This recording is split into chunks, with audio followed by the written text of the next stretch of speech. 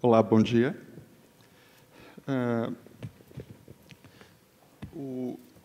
A minha apresentação é sobre... Tá bom.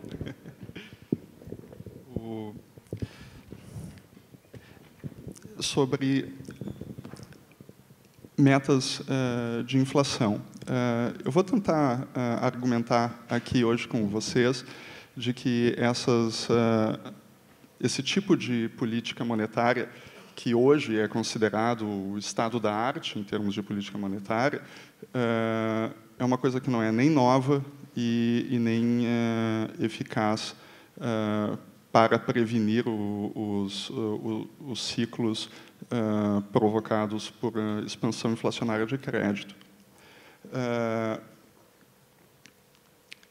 A apresentação, eu pretendo falar um pouquinho sobre o conceito de metas de inflação, dar exemplos históricos da performance de política monetária de alguns países desenvolvidos. Vamos discutir alguns outros elementos históricos e daí tentar, junto com vocês, chegar a uma conclusão.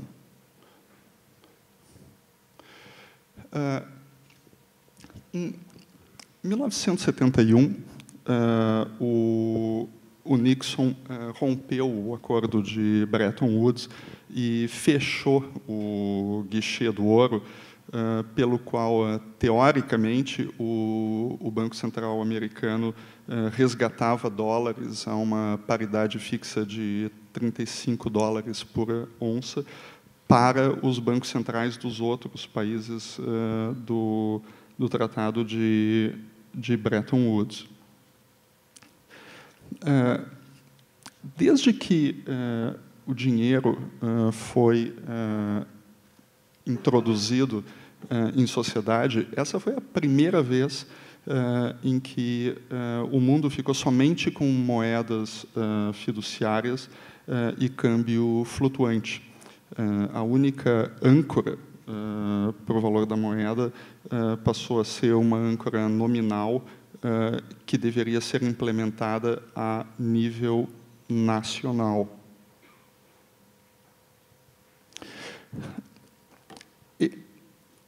Nesse momento em que então acabou o Tratado de Bretton Woods, logo em seguida, na busca de criar essa âncora nominal, já em 74 o Banco Central alemão e em 75 o Banco Central suíço, em seguida o americano, o canadense, eles começaram a declarar metas de expansão dos agregados monetários e, com isso, eles pretendiam indicar para os agentes econômicos qual seria a inflação que se poderia esperar fazendo uma aplicação da teoria quantitativa. Então, esse foi o primeiro esforço de se criar essa âncora nominal num regime monetário internacional sem nenhum vínculo com o ouro, por mais tênue que fosse. Só que os bancos centrais nunca conseguiam cumprir as suas metas de expansão monetárias e acabavam sendo, por pressões políticas, e acabavam sendo forçados a descumprir essas metas, e com isso comprometeu muito a credibilidade deles. Foi somente em 1990 que a Nova Zelândia adotou uma referência, pela primeira vez, uma referência explícita, não mais de uma expansão de agregado monetário, e sim de qual era a inflação que eles queriam chegar, qual era a meta de inflação. E com isso, políticas de meta de inflação começaram nesse sentido mais estrito. O atual chairman do Banco Central americano, ainda na sua posição de acadêmico, ele descreveu metas de inflação como uma estrutura para a política monetária caracterizada pelo anúncio público de metas quantitativas oficiais ou uma amplitude de meta desejada para a taxa de inflação sobre um ou mais horizontes de tempo e pelo reconhecimento de que a inflação baixa e constante é a principal meta da política monetária a longo prazo. Desde os anos 30, na tentativa de classificar diferentes políticas monetárias, uma das divisões de categorias que mais se usa é a divisão entre políticas de regra, políticas regradas e políticas discricionárias. O padrão ouro, por exemplo, é uma regra, quer dizer, estabelece como que se pode produzir moeda. Se pode produzir moeda mediante a existência de depósitos de ouro.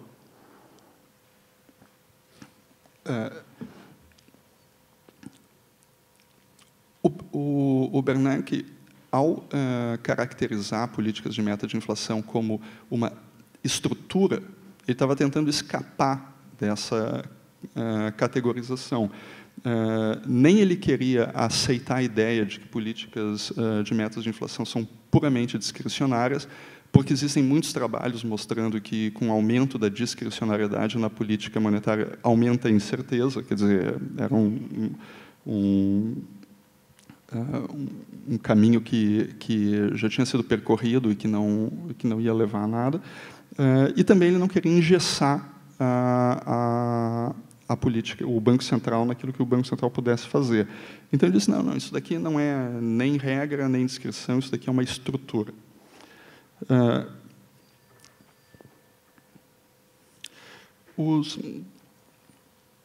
Os elementos chaves de uma política de meta de inflação, no entanto, são dois. Primeiro, que o Banco Central tem um alto nível de discrição para usar as ferramentas disponíveis.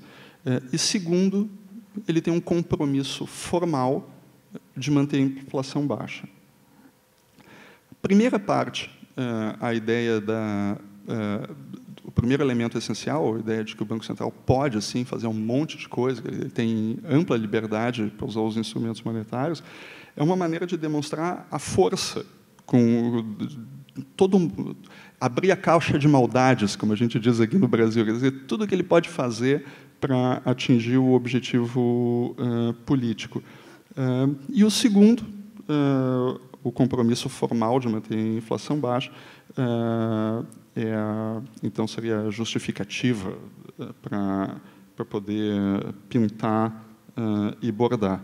Né? Entre as coisas que o Banco Central pode fazer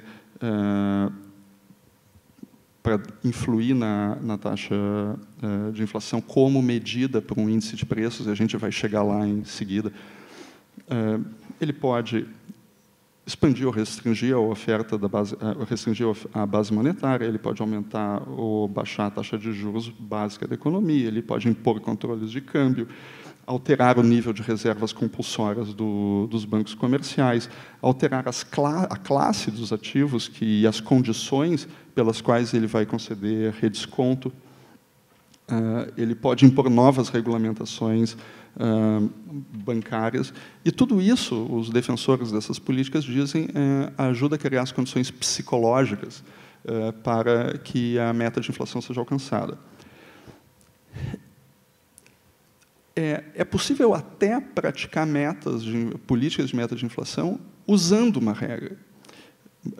A Taylor Rule, que é uma regra onde se estabelece uma meta móvel de taxa de juro básica na economia, dependendo de qual foi a inflação, é uma regra. E muitos bancos centrais adotaram políticas de meta de inflação aplicando essa regra.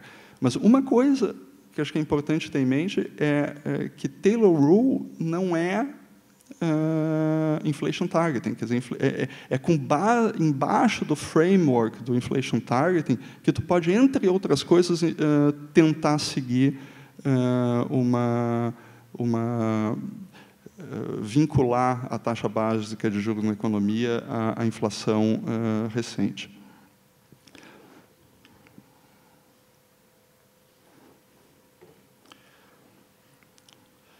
O caso é que os defensores dessas políticas de metas de inflação, eles argumentam que regras não são uma proteção contra mudanças na política monetária, e que mudanças nas circunstâncias exigem mudanças nas regras, e que mesmo o padrão ouro não é uma garantia de estabilidade na produção de moeda, porque o país pode sair do padrão ouro no momento de necessidade, como a história demonstrou tantas e tantas vezes que foi feito. Então, as políticas monetárias são todas discricionárias, numa certa medida. Tá? E alegam os defensores de políticas de meta de inflação o melhor que se consegue fazer é criar uma âncora nominal como a que se começou a utilizar a partir de 1990 na Nova Zelândia.